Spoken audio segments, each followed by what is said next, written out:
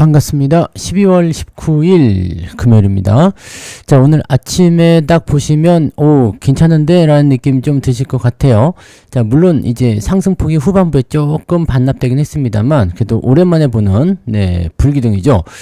다우지수는 플러스 0.14 올랐지만 나스닥 같은 경우는 플러스 1.38입니다. 제법 강하게 올랐고요. S&P 500은 플러스 0.79% 상승했습니다.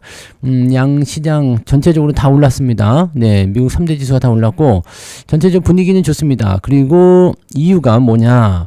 약간 걱정스러웠었던 부분 중에 하나가 CPI, 물가였잖아요.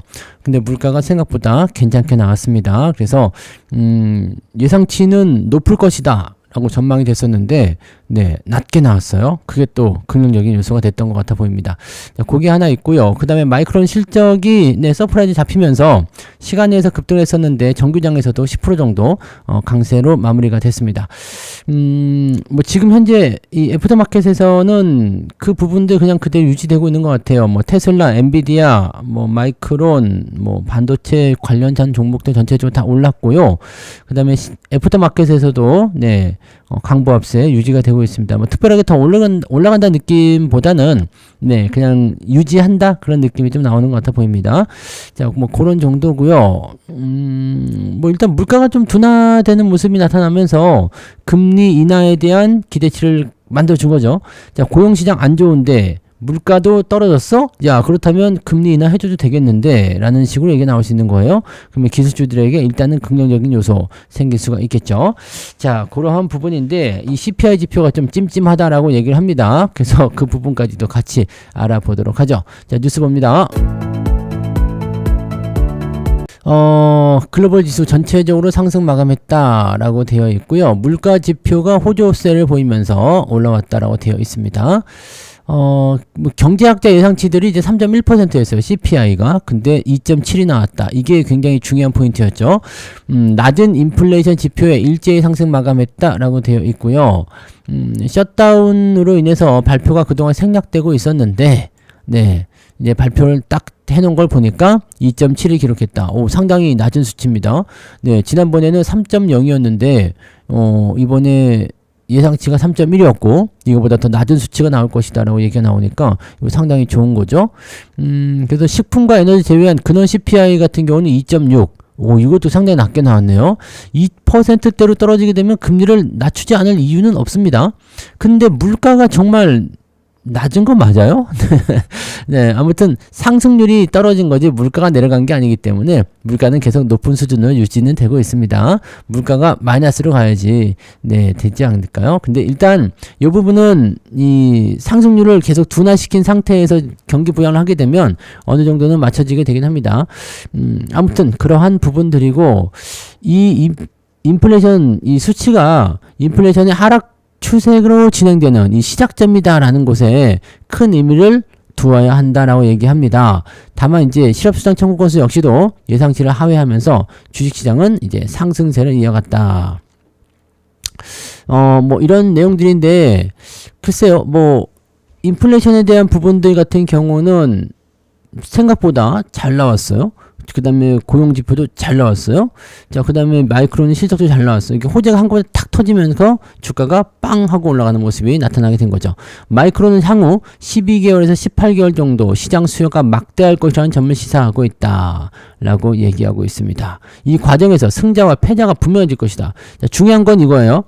갈 놈은 가고 아닌 놈들은 도태되는 거죠. 같은 AI 쪽에 같은 반도체라고 하더라도 그런 부분들이 이제 나타나게 될 것이다 라는 부분이 되겠죠. 그래서 무조건적으로 이제는 다 사는 것이 아니라 예전에는 반도체 AI 그러면 무조건 좋았는데 지금은 갈 놈은 가고 못 갈 놈은 못 가고 이렇게 나눠진다 라는 거가 되는 거고요.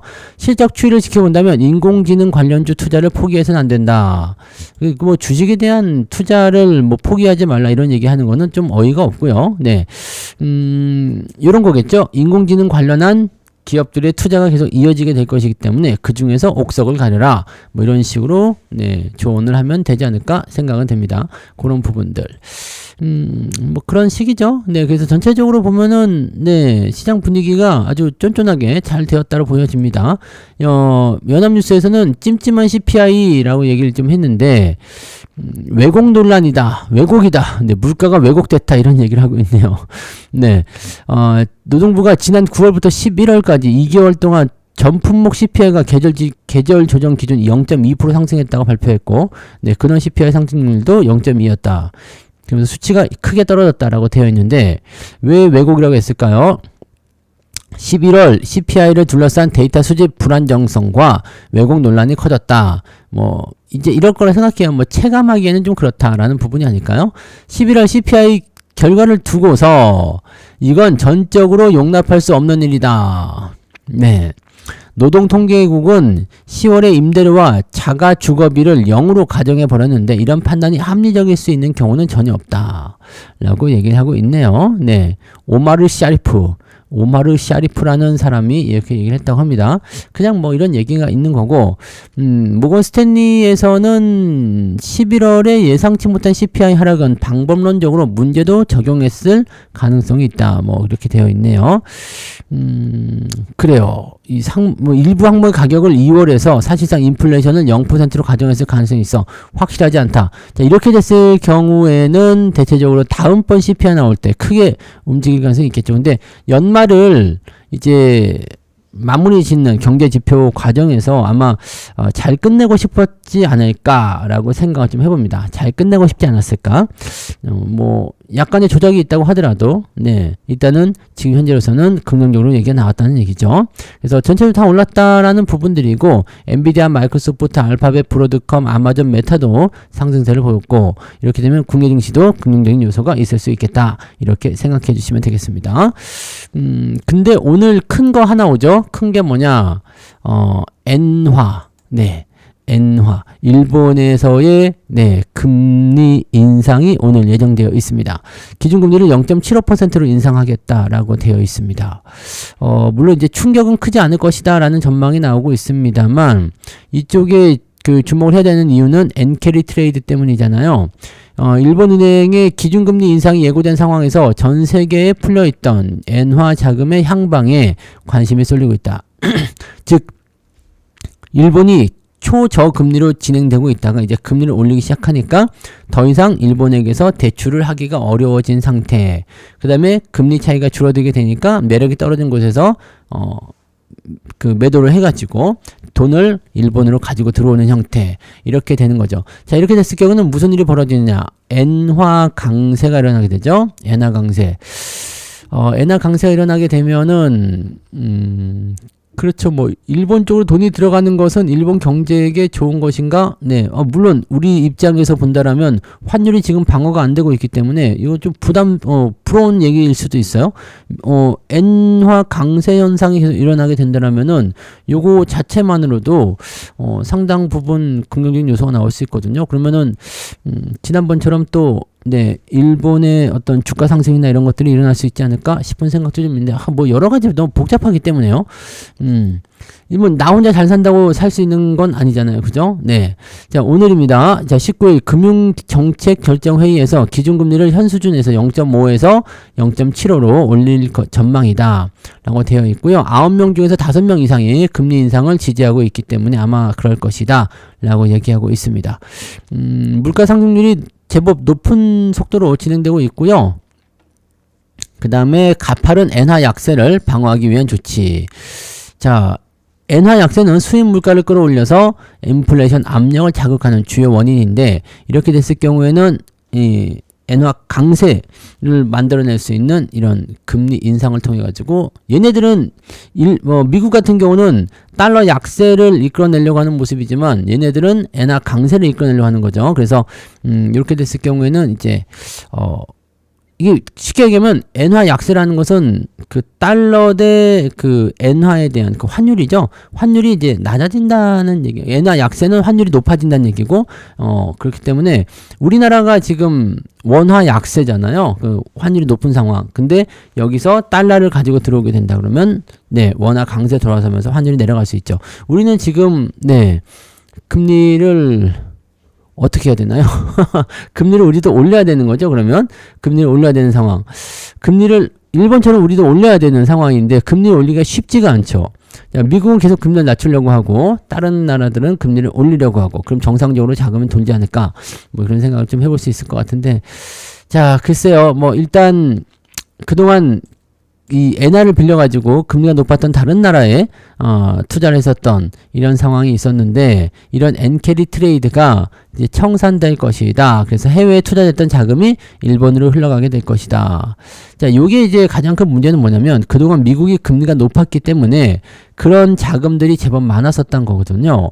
그래서 일본 쪽으로 그 자금이 들어가게 됐을 경우에 뭐 일본 입장에서는 뭐 우리 엔화 강세가 일어나니까 좋은 거 아니냐 이렇게 우리는 뭐 오히려 경기 부양에 대한 효과를 가져갈 수 있다 뭐 등등등 여러 가지 얘기를 할 수 있겠죠. 문제는 뭐냐 미국이죠.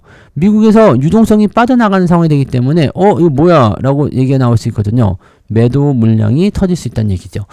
자, 유동성에 대한 문제에 직면하게 되면은요 주가 변동성이 좀 생겨날 수 있어요. 그래서 이런 상황에서 미국이 경제가 조금 안 좋아진다라든지 지표가 조금 애매해진다라든지 이렇게 된 버리면 네 오히려 더 네 이런 변동성이 커지면서 주가 상승에 억제가 될 수 있는 요소가 될 수 있다. 이 미국의 주가 상승이 억제가 되면은요 전 세계적으로 영향을 좀 받기 때문에 이런 것들이 이제 부담스러운 요소가 생기는 거겠죠. 뭐 이제는 우리가 일본 금리까지 알아야 하나 싶은 생각도 좀 드는데 엔캐리는 네 어느 정도는 참고하고 가시는 게 맞긴 맞습니다. 네. 자, 근데 증권가에서는 바로 뭐 이런 엔캐리 트레이드가 충격을 많이 줄 것이다라는 전망은 하지 말자 이렇게 얘기하고 있다고 합니다. 왜냐하면 엔캐리의 척도인 외국인 엔화 대출 규모가 이미 줄어들었다라는 거. 왜냐면 금리 인상에 대한 시사를 계속적으로 하고 있었거든요. 그래서 이런 부분들이고 지난해와는 다르게 미국 경기 둔화 우려와 일본의 정책 불확실성 등도 상당히 해소됐다. 근데 말이죠. 이미 나가 있는 것이 들어오는 부분이 될 수 있기 때문에 글쎄요. 이걸 과연 이렇게 그냥 간단하게 볼 수 있을까라는 싶은 생각도 좀 있습니다. 엔캐리 청산 이 리스크 자체가 크지 않다라고 되어 있긴 한데 이미 나가 있는 것들이 들어올 수 있는 요소들은 좀 생각해 봐야 되지 않을까요? 네, 급격한 엔캐리 자금 청산이 발생했었던 2024년 8월 초 직전 투기 세력들은 엔화 약세로 심하게 쏠려 있었다. 근데 지금은 거의 중립에 가깝기 때문에 오히려 네 상관이 없다라고 얘기를 하고 있네요. 뭐 그럴 수도 있어요. 그죠? 네. 표면적으로 보이는 부분들은 일단은 일본이 금리를 0.75까지 올린다고 해서 뭐 크게 반응할 것 같지는 않다라는 것이 일단 맞는 거죠. 아직도 그래도 저쪽이 더 네, 매력적이다. 왜냐면 미국은 3.75죠? 네, 지금 3.5? 네. 그 정도고 일본은 아직 0.7이기 때문에 격차가 줄어들긴 했지만 이 부분을 가지고 본격적으로 들어오지 않을 거죠. 근데 만약에 일본이 1.75까지 금리를 올린다는 얘기가 있었잖아요. 이렇게 된다. 그 다음에 미국이 금리를 2%대까지 낮추겠다라고 한다면 이 차이가 거의 없어지기 때문에 그렇게 됐을 경우는 또 계속 나오겠죠. 그러니까 이 이야기는 어떻게 보셔야지 되냐면 이 엔캐리 트레이드라는 하나의 이런 그 장르가 당분간은 네 계속해서 시장에 네 약간 찌꺼기처럼 남아서 이야기가 심심치 않을 때마다 튀어나올 수밖에 없다. 심심할 때마다 튀어나오는 그런 형태가 될 것이다 라고 생각해 볼 수 있는 요소가 되는 거죠. 그렇게만 체크하셔야 될 것 같네요. 자, 일단 그렇고요. 시간에서 지금 네 테슬라, 엔비디아 뭐 등등등 미국 증시 전체적으로 애프터마켓에서 다 오르고 있습니다. 빨간불로 다 켜놓은 상태라서 정규장에서 오르고 애프터마켓에서 오르면 오늘 시장 분위기는 일단 따끈따끈할 것 같습니다. 하나만 더 보고 마무리합니다. 자, 달러 유입에 대한 빗장을 풀었다. 정부가 1,500원을 위협하는 환율 상승에 대해서 진정을 시키기 위한 움직임으로 가고 싶다. 이렇게 얘기를 했는데 최근 원달러 환율이 네 1,480원을 넘나드는 등 고환율이 지속되자 정부가 달러 유입을 가로막던 외환 건전성 규제를 완화시켰다라고 되어 있습니다. 은행들에 대한 외화 유동성 스트레스 테스트를 한시적으로 유예하겠다. 그래서 외국계 은행 국내 법인에 선물한 포지션 비율 한도를 기존보다 대폭 완화해서 200%까지 적용하겠다. 이게 70%대였던가요? 네. 안 써있나? 70%대였던 걸로 알고 있는데 이거는 이제 200%까지 확장하겠다는 이야기거든요. 여기 안 써있네. 근데 너무 확 놀리는 거 아니야 싶은 생각이 좀 있는데 아무튼 네, 달러가 필요하다고 하니까 네 그런가 보다 합니다. 수출 기업에 대한 지원책도 마련되었다. 기존에는 시설 자금하면 제한적으로 허용되던 원화 용도 외화 대출을 운전 자금까지 확대 허용한다. 자, 이렇게 되면은 달러를 구하기 위해서 시장에서 현물을 사는 대신에 은행에서 대출을 받을 수 있다. 이렇게 되면은 시장에서 달러를 사게 되면은 환율이 또 올라가니까 네 그렇게 하지 말고 그냥 네 은행에서 대출을 받아라 이런 식으로 얘기를 하는 거군요. 자, 요거는 효과가 나올 수 있겠네요. 그죠? 그 다음에 운전 자금까지 진행된다라는 것은 운전 자금은 이제 운용 자금이라고 얘기해야 되겠죠? 네, 그러니까 시설, 그러니까 뭐 공장이나 장비 들이는 데만 필요했었던 대출이 지금은 이제 운전 자금으로 된다. 근데 이거를 네 외화로 대출을 받았어야 돼서 이제 그 달러를 사들였어야 되는데 이제는 은행 대출을 받을 수가 있게 됐다. 요거는 이제 정책적으로는 괜찮은 포인트인 것 같아요. 자, 그런 부분들이고 달러 유입을 촉진한다는 측면에서는 의미 있다라고 볼 수 있겠지만 한국 경제 주체들이 각자 필요로 해외 투자를 확대하면서 수반되는 달러화 수요 증가와 현재 환율 고공행진의 배경. 요거 미국의 투자가 늘어나고 있다는 부분들, 해외 쪽으로 많이 투자해야 된다는 부분들, 이런 것들이 이제 아무래도 달러 수요를 더 확장시키고 있고, 또 실제적으로 이제 네 개인들도 마찬가지죠. 네 해외로 해외 주식을 많이 하시다 보니까 또 그런 부분들이 있다.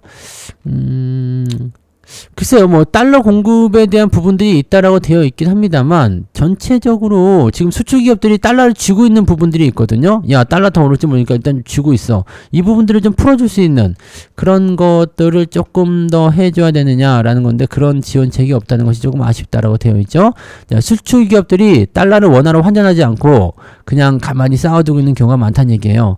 네, 그래서 코로나19 발생 이전까지는 해외에서 벌어들인 외화의 90%를 원화로 환전하던 한국 기업들이 올 들어서 절반 정도만 환전하고 나머지는 해외에 보유하고 있다. 네. 이제 이게 환율 방어가 이제 어느 정도 돼가지고 떨어지기 시작하면 외화가 더 들어오겠죠? 네, 그럼 더 금융 요소 나올 텐데, 지금은 환율 더 올라가니까 일단 놔둬봐. 야, 그거 금액이 장난이 아닌데, 단 1%만 더 올라도 대박이다. 이렇게 얘기 나올 수도 있거든요. 네, 요건 이제 눈치 싸움이 좀 되겠죠? 네, 그런 부분들. 그리고 수출 기업들이 미국의 압박으로 사실상 울며 겨자 먹기로 해외 투자금을 확보해야 된다. 이런 부분. 즉, 환전하지 않고 놔두는 이유 중에 하나는, 아니, 한국 돈 다 바꿨는데 환율 더 올라가면 어떡하냐. 돈 더 내가지고 외화 발효가가지고 다시 투자해야 되는 거 아니냐. 차라리 거기다 놔뒀다가 그 돈으로 투자하자. 이런 식으로 얘기가 나오는 것도 있겠다. 자, 여러 가지 부분이네요. 자, 이제 환율이 올라가는 게 그냥 단지 서학개미들의 뭐 투자 때문이다라고 하지만 그런 건 아닌 것 같아 보이고, 요게 맞는 것 같아요. 그죠? 기업들이 해외 쪽에 투자를 해야 되는 자금들이 늘어나기 때문에 그 부분들에 있어서 네, 들어오지는 않고 그 다음에 나가려고 하는 움직임들이 있는 거다라는 거죠. 그러니까 들어오는 달러가 없다라는 것이 지금의 환율의 어떤 그 부담 요소가 아닐까 생각합니다. 그래서 나가는 것도 늘어나는 구간이기는 합니다만 들어오는 것조차도 이제 조금 그렇기 때문에 들어오는 것을 더 많이 유입을 시켜보자. 일단은 나가는 걸 제한할 수 없으면 들어오는 것을 많이 들여보내보자 라고 하는데 요것도 사실은 살짝 네 부담스럽기는 합니다. 외국계 자금들 많이 들어오게 되면은 글쎄요 여러가지 네 부분에서 또 문제가 생기지 않을까요? 뭐 선물 쪽 글쎄 네 일단은 뭐 자세하게 더 보긴 해야 되겠습니다만 자 아무튼 선물한 포지션 비율을 높이겠다. 뭐 외국인들을 네 데리고 들어오는 건 좋긴 한데 환율을 좀 다양한 방법에서 네 좀 해야 되지 않을까 싶긴 합니다. 근데 아무튼 외화 규제에 대한 네 빗장을 풀었다라고 하니까 외국계 은행의 선물한 포지션 상향 자 이런 부분들 네 금융사들에게 그동안 네 과도 여기 써있네 여기 써있다 그죠? 외국계 법인인 이 선물환 순 포지션도 한도를 늘린다. 75에서 200%로. 네. 외화를 들어와서 영업하지만 이런 것들 그래요. 네. 아무튼 네. 그 정도로 보고 외국인 통합 계좌도 활성화한다고 했죠. 외국인이 계좌 별도 계좌 없이 현지 증권사를 통해 한국 주식을 거래하게 하는 제도다. 별도 계좌 없이 현지 증권사에다가 바로 계좌를 진행한다 라고 되는 거네요. 자, 그래요. 뭐 아무튼 그런 식으로 네 해서 보시면 될 것 같고, 현지 증권사. 그러니까 외국인이 따로 계좌를 만들지 않고 현지 증권사를 통해서 한국 주식, 우리나라 같은 경우죠. 네, 따로 그게 없는데, 네, 이렇게 뭐 각자 거래하시는 증권사를 통해 가지고 해외 주식에 투자하시는 것처럼 그런 식으로 하는 그런 형태를 만들었다라고 볼 수 있겠습니다. 환율이 참 문제가 되는 것 같아 보이긴 하는데, 일단 1,500원 넘지 않으면 그래도 네, 좀 지켜봐야죠. 네. 자, 아무튼 그렇게 보시면 될 것 같아 보이고요. 네, 오늘은 일단 주가가 상승할 거 생각되니까 상승하는 기대치를 그대로 반영하시면 되겠고, 주가가 주의해야 되는 건 이게 있습니다. 상승 출발을 일단 할 건데 그 시점에서 야, 차익 실현해 해가지고 막 떨군다든지 변동성이 생긴다든지 그런 것들에 대한 우려 요소는 생길 수가 있습니다. 그래서 그 부분만 좀 조심하시고, 네, 똑같아요. 네, 내려서 출발할 때 일단은 지켜보자. 네, 상황이 어떻게 되는지 보고 대응하자. 이거랑 똑같이 네, 주가가 올라가서 진행될 때도 마찬가지입니다. 네, 어떻게 되는지 보고 진행하자라는 것에 대한 관점이 분명히 있으셔야 돼요. 그래서 올라간다고 해서 또 무턱대고 막 따라 들어가지 마시고 시장 상황 잘 살펴보시고 대응들 하시기 바랍니다. 자, 아무튼 오늘은 기분 좋은 출발 해보시기 바랍니다. 자, 화이팅 하시고요. 저는 장중시장 때 오겠습니다. 고맙습니다.